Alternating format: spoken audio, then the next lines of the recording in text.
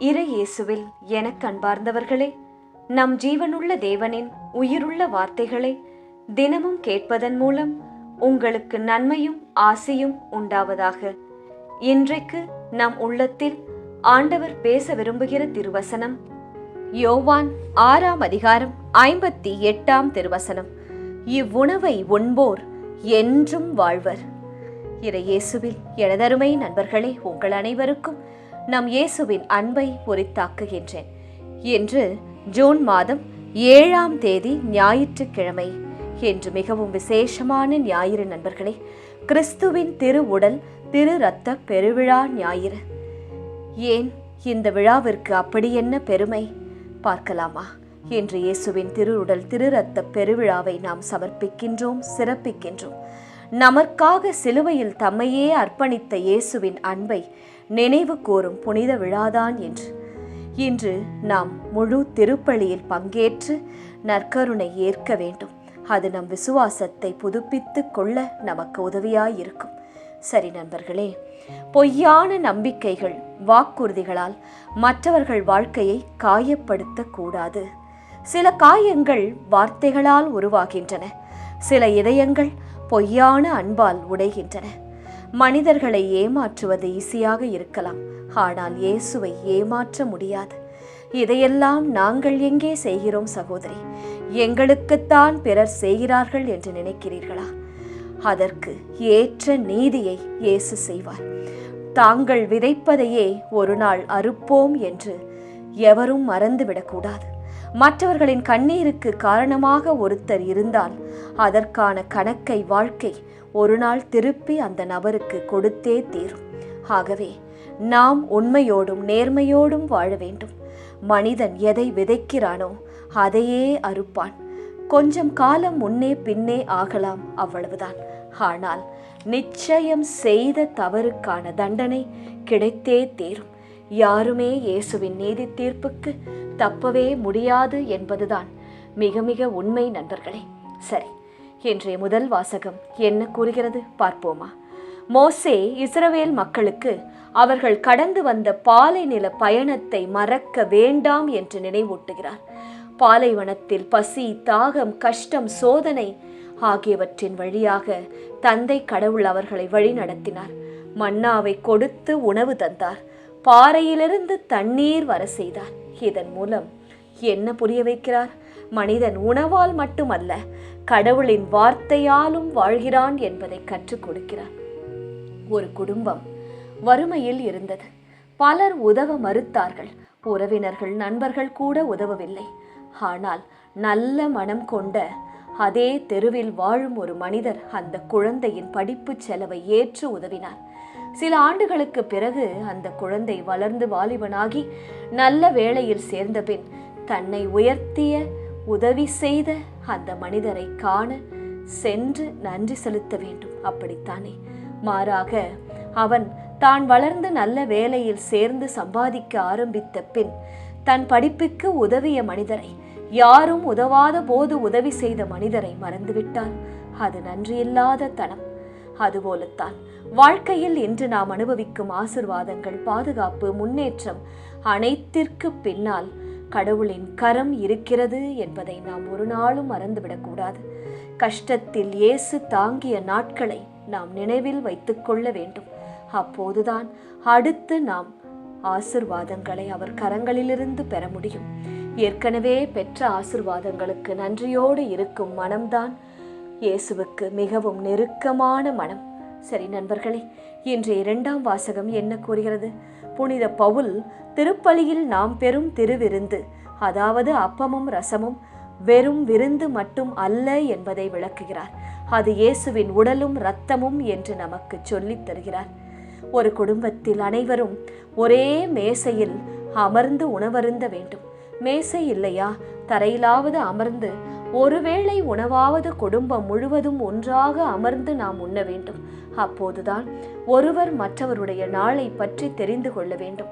அன்று என்ன நடந்தது, என்ன அவர்கள் சந்தித்தார்கள் என்பதை பிள்ளைகளோடும் கணவன் மனைவி பெற்றோர் பெரியவரோடு பகிர்ந்து கொண்டு அன்பாக சிரித்து பேசி நாம் உண்ண வேண்டும். அதுதான் ஒரு நல்ல குடும்பத்திற்கு அழகு.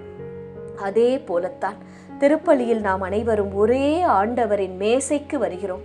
அங்கு பதவி, செல்வம், கல்வி, சமூக நிலை ஆகிய எல்லா வேறுபாடுகளையும் தாண்டி இயேசுவின் அன்பால் அவருடைய உடலையும் இரத்தத்தையும் நாம் உண்பதால் ஒன்றுபட்ட நிலையை அடைகிறோம். ஒரே திருவிருந்திற்கு பங்கு பெறும் நாம் அனைவரும் கிறிஸ்துவின் ஒரே குடும்பத்தின் பிள்ளைகளாக மாறுகிறோம் என்பதைத்தான் இன்றைய 2ஆம் வாசகம் நமக்கு சொல்லித் தருகிறது. சரி, இன்றைய நற்செய்தி என்ன சொல்லுகிறது? விண்ணகத்திலிருந்து இறங்கி வந்த வாழ்வு தரும் உணவு நானே என்று இயேசு கூறுகிறார். ஆம் நண்பர்களே, இயேசுதான் நம்முடைய உயிருள்ள உணவு. அவர் இல்லாவிட்டால் ஒரு அணு கூட நம் வாழ்க்கையில் அசையாது. திருப்பலியில் நாம் பெறும் திருவிருந்து நம் ஆன்மாவிற்கு கிடைக்கும் தெய்வீக உணவாகும். ஒரு தாய் தன் குழந்தை பசியோடு இருக்கக்கூடாது என்று தினமும் காலம் தாழ்த்தாமல் காலையிலும் மத்தியானத்திலும் இரவிலும் பார்த்து பார்த்து உணவூட்டுவாள். குழந்தை வளர வேண்டும் என்பதற்காக தனது நேரத்தையும் அன்பையும் கொடுக்கிறாள். அதை விட அதிக அன்புடன் இயேசு, நீங்கள் ஜெப வாழ்க்கையில் பசியோடு இருக்கக்கூடாது, ஆன்மீக வாழ்வில் தங்கிப்போய் இருக்கக்கூடாது என்பதற்காக தன்னையே உணவாக நமக்கு கொடுத்தார். அவர் தருவது ஒரு பொருள் அல்ல, தன்னுடைய வாழ்வையே நமக்கு உணவாக தந்தார். இதை நாம் புரிந்து கொள்ள வேண்டும். உடலுக்கு அப்பம் தேவைப்படுவது போல ஆன்மாவுக்கு இயேசுவின் திருவுருந்து தேவைப்படுகிறது. ஒவ்வொரு நாளும் நாம் எப்படி சுவாசிக்கிறோமோ, உண்ணுகிறோமோ, தண்ணீர் குடிக்கிறோமோ, உறங்குகிறோமோ, அதுபோல ஒவ்வொரு நாளும் நம் வாழ்விற்கு ஆன்ம விருந்து தேவை. ஜெபம் தேவை, ஜெபமாலை தேவை. வாரத்திற்கு ஒரு முறையாவது முழு திருப்பலி காண்பது அவசியம். குருவானவர் திருப்பலியை துவங்குவதன் நாள் நேரம் முதல் அது முடியும் நேர வரை, இறுதி ஆசீர் கொடுக்கும் வரை நாம் திருப்பலியில் முழுமையாக பங்கேற்க வேண்டும். அதுதான் நமக்கு அந்த வாரத்திற்கான பாதுகாப்பை தரும். அந்த வாரத்திற்கான அதை நடத்துவதற்கான ஞானத்தை தரும். வெறுமனே நாம் ஜெபித்தால் மட்டும் போதாது. சற்று சிரமேற்கொண்டு குடும்பமாய் கிளம்பி ஆலயத்திற்கு சென்று கூடி ஜெபிக்க வேண்டும். அதன் ஆசீர்வாதம் தனி நண்பர்களே. தனி ஜெபத்தில் கிடைக்காதா என்றால் கிடைக்கும். ஆனால் இயேசுவின் பிரசன்னம் முழுமையாக இருப்பது ஆலயத்தில்தான். கூடி ஜெபிக்கும் போது அங்கே நான் இறங்கி வருவேன் என்று வார்த்தை சொல்லுகிறதல்லவா? அதற்காகத்தான் தனி ஜெபம், குடும்ப ஜெபம் எவ்வளவு அவசியமோ அதே போல உங்களால் எவ்வளவு திருப்பலி கண்டு ஒப்பு கொடுக்க முடியுமோ அவ்வளவு நீங்கள் திருப்பலி கண்டு ஒப்பு கொடுக்க வேண்டும். அதுதான் உங்கள் ஆசீர்வாதத்தின் பாதுகாப்பிற்கான வழி. இன்றைய திருப்பாடல் மூலம் ஜெபிக்கலாமா? எருசலேமே ஆண்டவரை போற்றுவாயாக. இயேசுவே, எருசலேம் உம்மை போற்றுவதைப் போல நானும் என்று உம்மை போற்றுகிறேன். சீயோனே, உன் கடவுளை புகழ்வாயாக. அவர் உன் வாயில்களின் தாள்களை வலுப்படுத்துகிறார். உன்னிடம் உள்ள உன் பிள்ளைகளுக்கு ஆசி வழங்குகின்றார். இயேசுவே, என் தாழ்பால்களை நீர் வலுப்படுத்தும். என் பிள்ளைகளை நீர் ஆசிர்வதியும். என் எல்லை புறங்களில் அமைதி நிலவச் செய்யும். உயர்தர கோதுமை வழங்கி என்னை நிறைவடைய செய்யும். நோய் நொடியில்லாமல் எங்களை காத்துக்கொள்ளும்.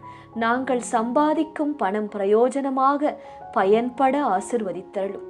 உமது கட்டளைகளை நாங்கள் பின்பற்ற எங்களுக்கு நல்ல உள்ளத்தை தாரும்.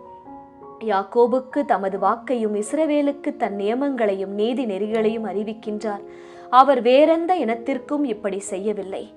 ஆம் இயேசுவே, யாக்கோபை நீர் நேசித்தது போல, இஸ்ரவேலுக்கு நீர் நன்மை செய்தது போல எங்களையும் எங்கள் குடும்பத்தையும் சந்ததியும் உற்றார் உறவினர்கள் நண்பர்களையும் நீர் நேசிக்க வேண்டுமாய், நன்மைகள் பல நியமங்களாய் நீர் செய்ய வேண்டுமாய் இந்த நாளிலே ஜெபிக்கிறோம்.